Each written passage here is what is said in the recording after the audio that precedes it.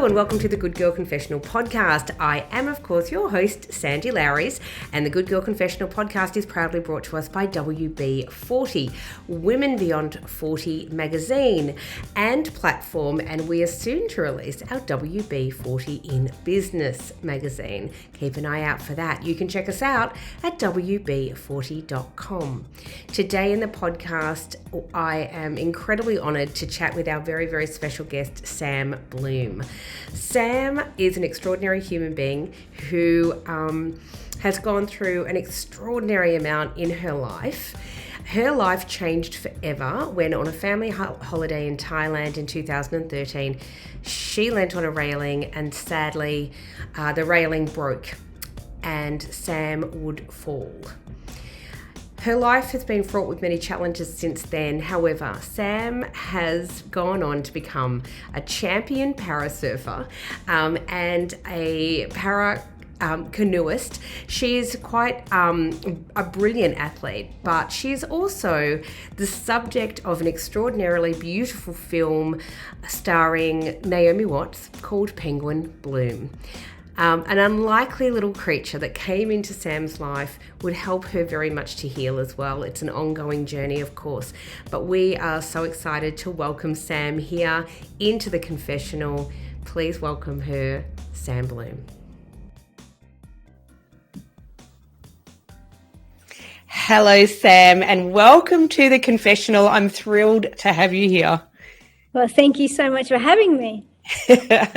I was just saying to you off air, I was fangirling a little bit, telling you that I've been a huge fan of yours for quite a long time. And your beautiful book, which is here, for those who can see this, it's called Heartache Birdsong. It's a best-selling book and it's beautiful. And it's thank you. A bit of a love affair here with your beautiful magpie penguin. Beautiful. So thank you so much for joining us. You've had such an extraordinary life and an extraordinary journey. And I really want to talk to you about all of it, but there's so much of it to talk about. So I guess I want to start with something pretty incredible, which is that your journey has led you to be a champion athlete, that you've won, I hope I've got this right, correct me if I'm wrong, so 2 golds and 1 bronze. Yes. As in the World Parasurfing Championships, and you have represented Australia in para canoeing as well. Yes. Yeah, no, it's pretty cool. It's extremely cool. Congratulations. Well, thank you. Yeah, no, it's pretty exciting, I think, representing your country. I mean, never in a million years would I have ever thought I would have the chance to do that. And it's such an extraordinary story on how you came to be a world champion athlete and an athlete on a world stage. It's so can we go back for those who don't know your story and let's have a chat about Sam Bloom and how you sort of got to this stage. So you've always been a really outdoorsy kind of chick. Yeah, 100%. Yeah, I've always been a tomboy and we've always loved traveling. That's the thing. And I met Cam, who's my husband now, when we were 19, and he was the same. He just had this passion for adventure, actually, and meeting different people from all around the world. So we spent a lot of time traveling because that's what we love doing. So, yeah, and it was always off the beaten track, which is what we love. We'd go sort of our first trip, we went to Europe, as you do after you finish uni. And instead of sort of traveling, through Germany and, all the usual countries, we ended up going through the Middle East, which we absolutely loved. So, wow. Yeah, that's kind of, we always like just doing something a little bit different. All right. So take us then to a life-changing moment for you, if you're comfortable to talk about this. Yeah. It's so you and Cam, childhood sweethearts, if you like, young lovers, and you end up having children together. Yes. Yes. So we had 3 boys. We have 3 boys. Your beautiful boys, yes. Also outdoorsy, if anyone's following along with you on Insta. And you guys go on a holiday to Thailand. Yes, I know. I couldn't believe it because we wanted to kind of instill our love of travel in the kids. You know, that's what I always dreamed we would do. I always wanted to travel with them and take them to, you know, pretty crazy places, like remote places like where Cam and I visited. And it's so frustrating actually because we were going to take them to Ethiopia. That was our plan. We were going to fly to Egypt and then fly down to Ethiopia. But at the time, it was too dangerous to take them to Egypt. There was a lot of unrest in Cairo. So that's why we chose Thailand. Because, you know, we figured out it's close, lovely people, great food. So, so we flew to Phuket and we started heading north and we found this really nice hotel. It was essentially in the middle of nowhere. And it was our second day there and one of the kids spotted a observation deck. So we all went up there to have our drink, our juice, and look at the view. And I leant on a railing, and it had dry rot, and I didn't realise. So I fell 6 metres and, broke my back and sustained numerous other injuries. So I can't say it was my favourite holiday. Well, I imagine that it is certainly not your favourite holiday. No. It's an extraordinary thing to have happened to anybody. I imagine that it's one of those things where most of us, and I have a love of travel as well, Sam, where we go off on these adventures and then we never think that anything like that could happen in our lives. No, but it was I think I was so angry at myself. It's like, why did I lean on the railing? Like, it was just, I don't know, it was such a silly thing to have happened. Yeah. But, you know, I guess it was just a freak accident. And I'm so thankful that one of the kids didn't lean on the railing. Or can, actually. If one of us had to fall, I'm glad it was me. Oh, well, look, I'm not glad that it was any of you. But put that out there, and I am incredibly sorry that it happened to you. And I hope in talking about this that it doesn't, bring up terrible memories as well. No, it doesn't. Well, actually, no, I don't have any memory of the accident. My last memory is going swimming in the morning with the kids, and then ordering a juice, and that's it. So I don't remember going up the stairs or obviously leaning on the railing. So, wow. Yeah, it's crazy. It's crazy how your brain can just wipe out memories. And just protect you maybe, from that moment. Yeah, maybe, Yeah.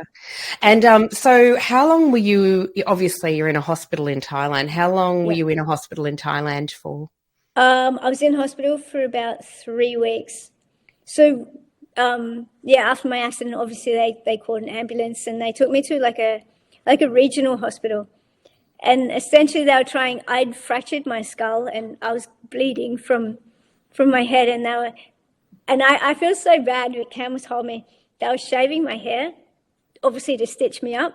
And I was being rude to them. I can't believe it. And I can't believe I was like not telling them off, but perhaps I was. So they x-rayed me there as well and realized that my injuries were pretty severe. So we drove about 3 or 4 hours up to a private hospital in a place called Bangsapan. And I spent about a week and a half there. And then I was transported to Bangkok and spent a week and a half there as well, and then flew home. Yeah. And in some ways it must have been a huge relief, I guess, to get back to home, New South Wales. Yes, come back to Sydney. Yeah. I mean, they were lovely in Thailand. And honestly, because I hit my head when I fell, so I had like subdural and extradural bleeds, like just bleeding on the brain.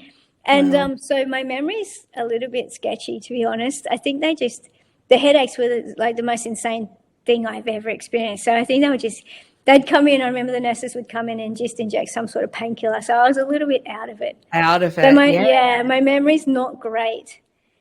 But I just remember being in Bangkok though. And I'd get taken down. We were down to like this physio room. And the physio, he was so lovely, and he'd like get me to lift like these super light weights. And I think he'd be counting, and then we'd get to 20, he'd be going, 20! And he was so lovely. And I remember that. But other than that, wow. it's pretty yeah, it's amazing, like how your memory can just go. Yeah, wow. I guess because your story is so extraordinary, it actually, you and Cam, so Cam's a photographer and Yes. your hubby, and he took the most stunning photographs of things that were about to happen when you got home. So you get home and understandably you're feeling completely lost, I'm guessing. Yes. Yeah. Oh man. Because when I go back to when I flew back to Sydney, because this will sound really strange, but when I was in Thailand, I actually didn't know I was paralysed. Probably a lot of painkillers, Sam. Yeah, it must have been. They must have really given me a heap. No, because the doctors kept saying, "Oh, it's spinal shock," and they're like, "Oh, in like 6 weeks or so, it will kind of get better." So that was in my head. I'm like, "Yeah, okay, I can do that. That's fine." So it wasn't until I got back to Sydney, and that's when the doctor told me that I would essentially never walk again. So yeah, I was devastated. Like I've never felt like that in my life. Like so sad and so angry, and wish I'd died. And yeah, I wasn't in a good space at all.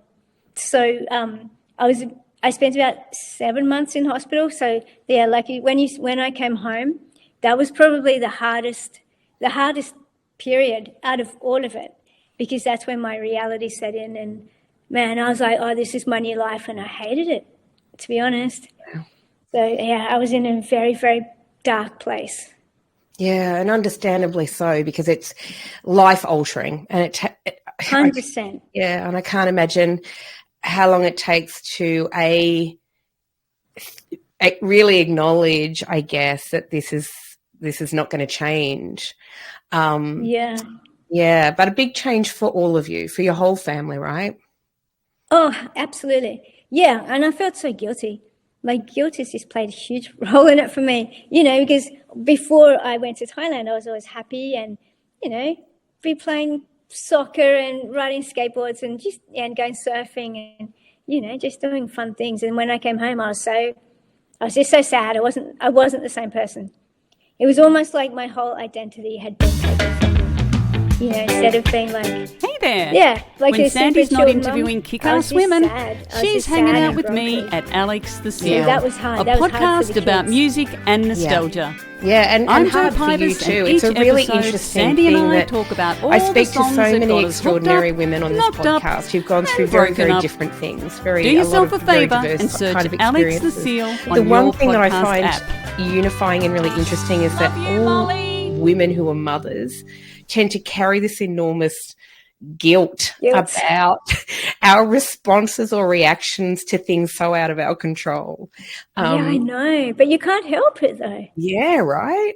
It's kind of inbuilt, and so you've come home, you find yourself learning to navigate a world suddenly in a wheelchair, not the way that you used to be living your life, and angry, upset, understandably bloody so. And then, so tell us about this little creature who comes into your life and kind of started to make a big difference to you, but also to the whole family. Yes, she did. So I was home for about 3 months, and yeah, like I said, in a terrible, terrible headspace. And my middle son Noah and I went to my mum's house for lunch. And I wasn't driving at the time, so Mum had to drive us home. And then when we went out to Mum's car, Noah spotted a little baby magpie that had been blown out of her nest. And she was so small and so vulnerable. And we thought if we left her there, she may have died. So obviously we picked her up and brought her home. And yeah, she just brought happiness into our house, which was so lacking. And I think for me, the one thing I really loved is everybody, including myself, we put all our energy and focus into her, because she was so tiny and she needed to be fed every 2 hours. And so I think that's what I really loved. Everyone would come up, like, obviously come and see us, but it was kind of like they were actually coming to see Penguin and not me, which I absolutely love, because I don't like being centre of attention, and I didn't like people coming up and going, oh, how are you and what have you been doing, and all those kind of, and I didn't like the look of pity people would give me. So when we did find Penguin, no one cared about me. Though everyone was just putting all their focus onto her.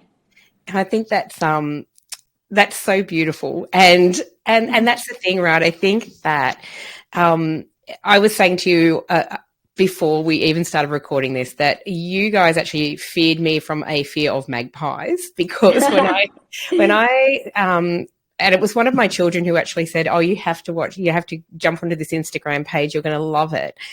And I just was so enamored by your relationship with Penguin, this little magpie, who have a terrible reputation in this country, by the way, of always being terrible and swooping and whatnot, right? Absolutely. No, they are terrifying. I agree. They can be scary. But your little Penguin comes into your life, and she kind of wasn't taking no for an answer, though, really, was she?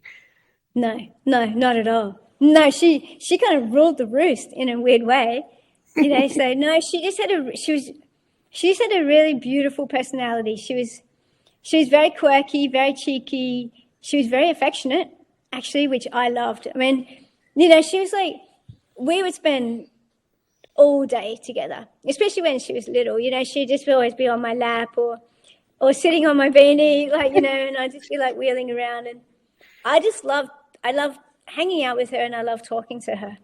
I used to whinge to her all the time. So maybe that's why she left in the end. She was like, enough complaining. It's funny that you say that, but I actually really think, and it's funny that I fell in love with a magpie who lived in my garden, whom I called Maggie, who I never fed her. I don't know why. She just kind of took to me. And it was sort of around the same time when my mum had passed away, and she just started coming and knocking on the window, and I would open the window and she just kept talking to me. And people, friends would come over. My partner was witnessing this going, this is unbelievable. Where is she coming from? Like, I have no idea. But I do wonder with you and Penguin, and this is because Penguin sort of was so in love with your whole family unit, that do you wonder if when you were kind of doing okay, when you started to feel a bit like, okay, I can do this, do you think then she felt like I can go now? Yeah, maybe, because it's funny you say that, because she was with us for 2 years. And then when she did leave, I was in a much better headspace. I was over in Italy competing with kayaking for world championships. So, yeah, maybe she did. Maybe she's like, yeah, I've done my job, so I can go.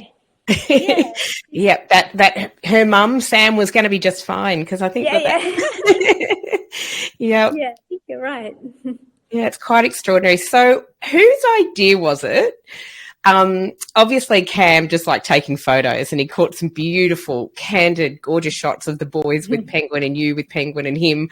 But whose idea was it to sort of turn this into, or to share Penguin with the world? So, the Instagram page, to write the book. Well, it was a bit of a joke actually to begin with, because like you said, Cam was a photographer. He can't help himself but take like squillions of photos. And the boys said, "Oh, why don't we start an Instagram page?" And we called it Penguin the Magpie. So it was just for a bit of fun.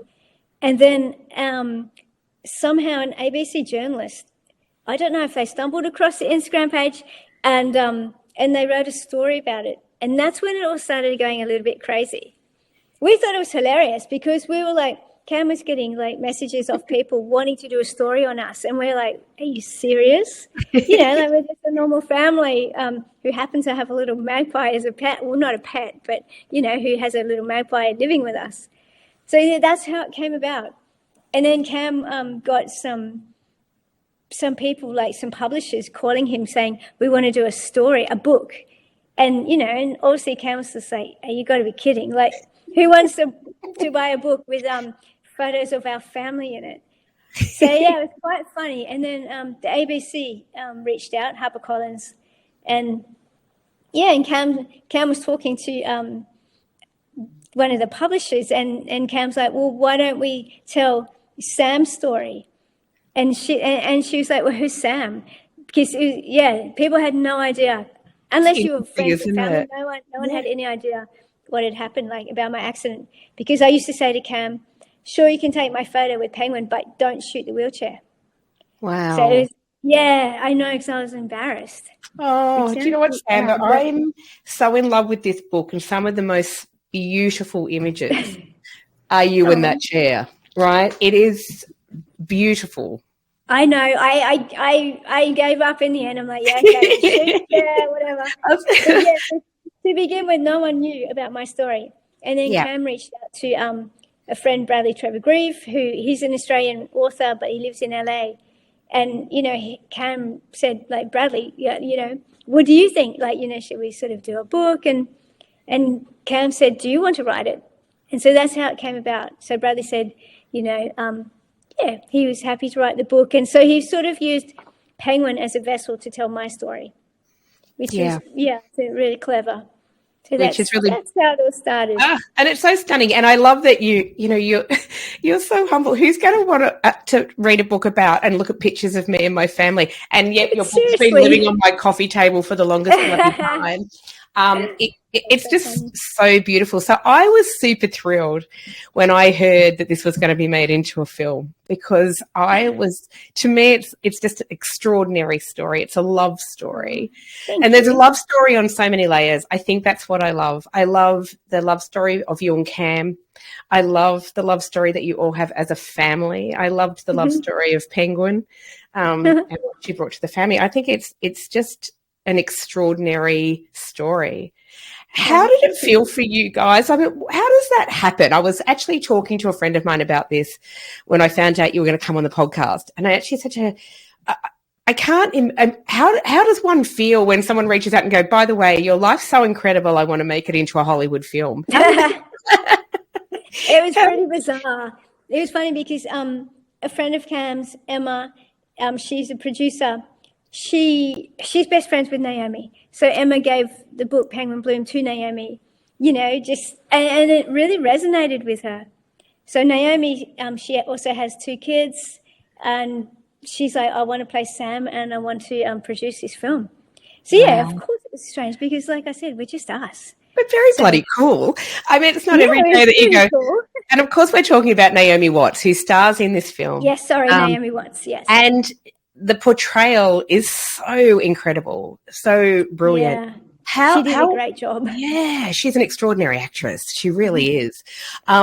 How did it feel? Because you guys spent a bit of time together, obviously. So and I've seen beautiful shots of you two together. I think, was that a really important part of her telling this story for you?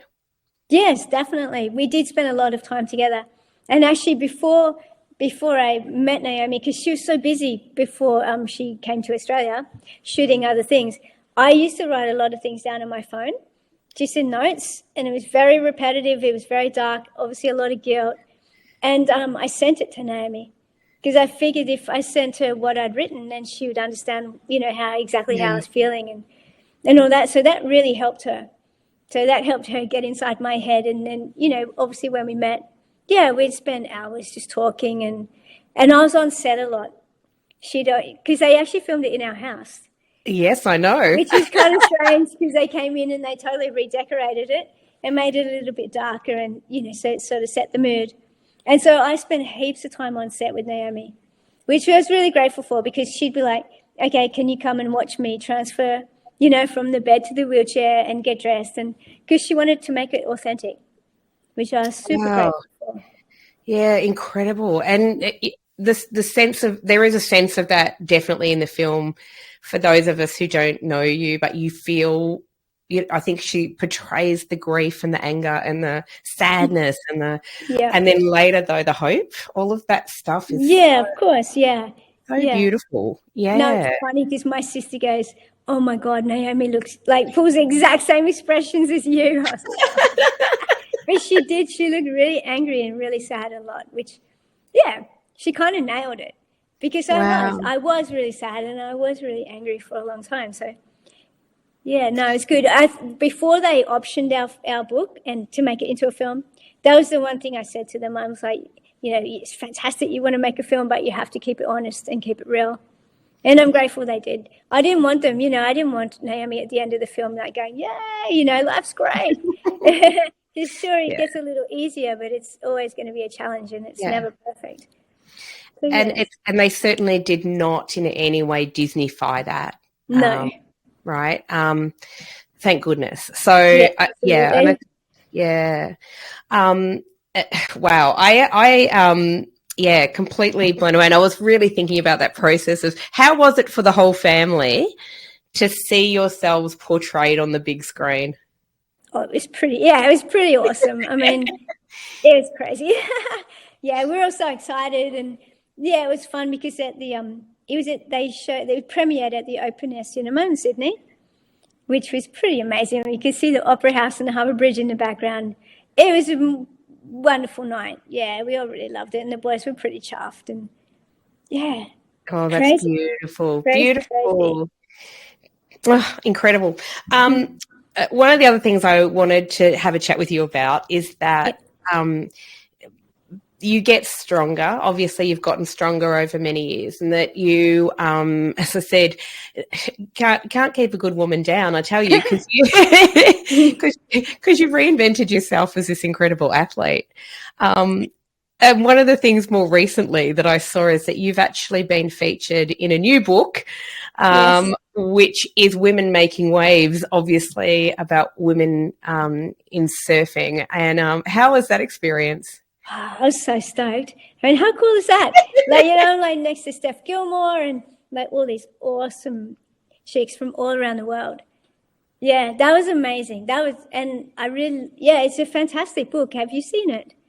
I have seen it. It is stunning. It's really cool. It's beautiful. The images are beautiful. The images are beautiful and the stories are amazing. So yeah, I was really happy. I was really happy with the way they told my story, and yeah, it was great. I'm so stoked to be in that book. That's so incredible, isn't it? A lot.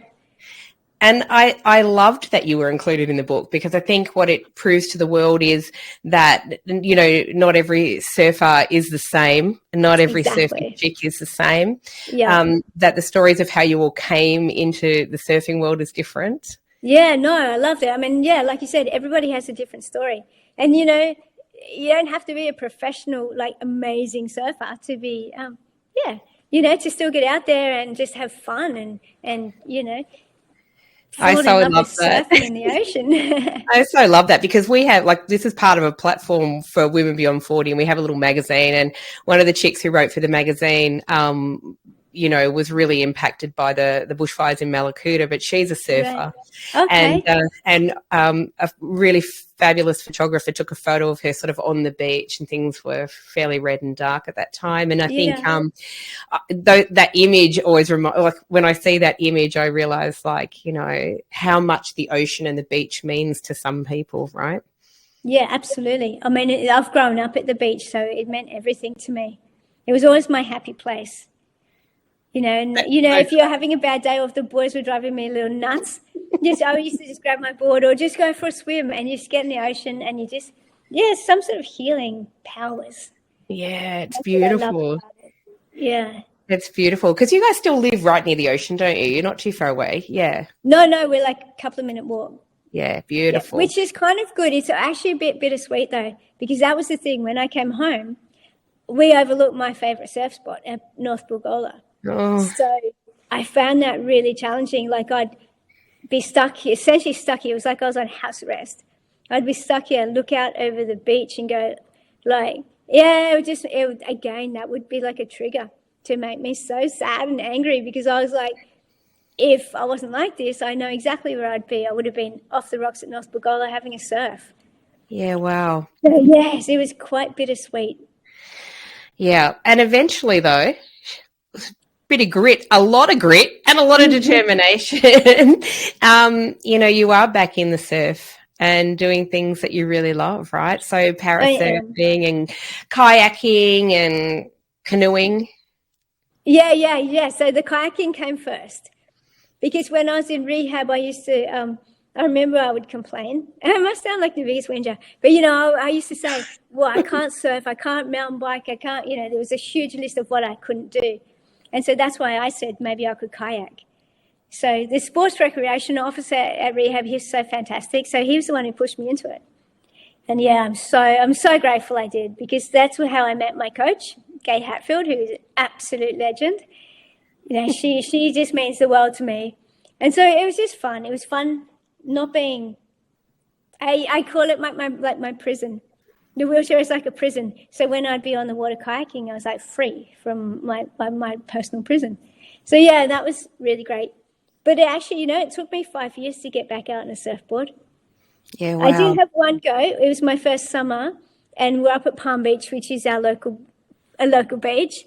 And a friend of mine was out there on his board, and he's like, "Come on, Sam, you used to surf, have a go." And I'm like, no. And then he convinced me. He pushed me on a wave. I'm like, no, that's not surfing. So I didn't get on a board for 5 years. Wow. Yeah, it's pretty crazy. So, oh, far out. My friend's just rocked up, Bron. That's okay, that's all right. Can we pause this 1 second? I'm so sorry. Good. Tell him we'll be 5 minutes. No, it's okay. I can edit that out. Sorry. Oh, my gosh. Don't be silly. We can edit that out. Don't worry. Oh, okay. Sorry, that's Bron in the book. Anyway, so how I got back into surfing though? How? This is the one thing I've learned, I think, since my accident is like there are so many kind people out in the world, and it's like a simple act of kindness can totally change your life. So I got a letter of the mother of a professional surfer, of Julian Wilson's mum, Nola, who's, again, the most amazing lady ever. And she sent me this beautiful letter encouraging me to get back out in the ocean because she's like, the ocean will help you heal. Oh. So I owe so much to Nola. So then, I read it and I'm like, you know what? I'm going to give it another go. That's incredible. That is so incredible. It's just such a simple act, yet it has totally changed my life for the better. Oh, you know what? And I love that. Like, one of my biggest things is that women are extraordinary to women. And I hate this bullshit narrative that women are not good to each other. But you say it was such a simple act, but for her to sit down and really think about you and give you that message from her heart. I know. Is mind-blowing. It is mind-blowing. Beautiful. I know. I can't believe it. And she even came. She didn't come to my first competition, but she came to the second one. And she's the most amazing lady ever. It's incredible. And so, and then even when I was in California for the World Championships, her other son, Bart, he lives in California, and he came down and, just to support me. And, they're an amazing family. I love that so much. And I imagine that you've got, you are surrounded by a group of cheerleaders now who, right? Your beautiful coach and other people along the way. Well, I'm just extremely lucky. I'm so lucky to have come across the most incredible women. And it is true. Yeah, you're right. So Gay, my coach, kayak coach, and then Nola, and then a friend now who's my personal trainer, Mandy. Wow. Again, she's a super powerful, doesn't take, she's pretty blunt and she's hilarious. And it's just these three ladies have just made my life so much better. Oh, I love this so much. And so, what's next for you, Sam? What's next for you? Well, I have a competition on Saturday. Wow. It's for the Australian para surfing titles. So that's going to be fun because there's actually a lot more people competing this year. Wow. Which will be really great. Yeah. So actually it's going to be super challenging because, for the last 5 years, I've had Cam in the water with me. His job was to push me onto the waves and essentially get me back out, duck dive and whatnot. And I was in Hawaii in June. And for the last World Championships, which I didn't even win, I changed my technique a bit. I'd dig my arm into the water to try and turn my board easier. And so before I went to Hawaii, I think it was a week before, they're like, you're actually looking a lot stronger, so we're going to reclassify you. I was like, seriously? So 2 days before the competition, they took me into a room. They're like, you're looking really strong, and now you have no help in the water. I was like, what? I know. It was for 5 years, all I'd had Cam with me. Yeah. And 2 days before the comp, I was like, wow, I'm on my own. So I was kind of freaking out, to be honest. I'm thinking, oh no. And now I'm thinking, okay, you just have to catch one wave so you don't make a total fool of yourself. And then it was funny because then I totally flipped my whole mindset. And I thought, well, what's the one thing that you've wanted to do ever since your accident? And that's to surf on my own. Right. And I figured I was in Waikiki and the competition was at Queen's. I'm not sure if you heard of that break. Yes. Queen's is the most incredible break. Like, it's all flat water and then there's this little reef and it just sort of, there's this beautiful wave which breaks out there. So I thought I have nothing to lose. And I was up against, actually it was funny, I was up against the world champion from my new classification. So I was thinking, well, I'm sure Sarah will absolutely whip my butt. So I went out there and I was just super fortunate and I was in the right spot at the right time and caught a couple of really good waves. And so I beat her. Wow. Which I couldn't believe. Yeah, I know. Oh, wow. So stoked. I was like, wow. So, yeah. So that's my new classification now. I'm on my own. So you're incredible. I'm hoping Saturday won't be really big, dumpy surf because that's going to be super hard to try and get out. I'm keeping all my fingers crossed for you. Yes, so am I. And look, if there's anyone who can get out there and whip surf's butt, it'll be you. So I think you are extraordinary. You blow my mind. I love everything that you're doing, and I know that you are an extraordinary inspiration to other people out there that they can get out and actually live their life as well. Yes, I think that's the one thing actually, like from the movie and the books, it's the one thing I've actually really loved is like just getting messages from people. And I don't like the word inspiring, but I love the fact that I encourage them, to make the most of their life. And sure, everyone has challenges and whatnot, but it's just nice to know that, you can still do pretty amazing things. Even when your life doesn't turn out like you thought it would. Yeah, absolutely. Well, I'm hugely grateful for your time today, and I know you're really busy and that you're going to have to fly now. You're an incredible person. Thank you so much for your time and your brilliant energy today and for sharing your story. Thank you, and I'm so stoked you like the books and the movie. Absolutely loved. And the fact that you like magpies now. I do. I absolutely do love Magpie. One of these days I'm going to convince one to come into the house. It's going to happen. Absolutely. Just give us some food. Then they'll be a friend forever. Yeah. All right. Thank you so much.